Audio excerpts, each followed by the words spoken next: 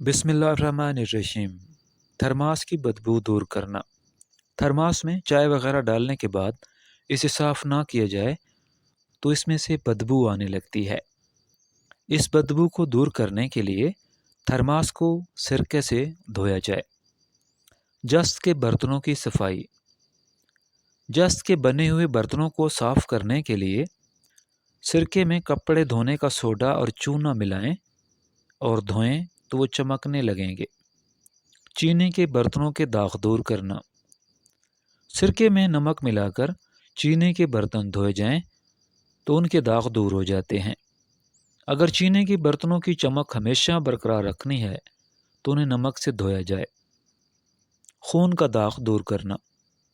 خون کا داغ دور کرنے کے لیے امونیا استعمال کریں۔ اگر رنگین کپڑے پر خون کے دھبے ہوں تو اسے نشاستہ سے دھویا جائے۔ دودھ کے داغ صاف کرنا۔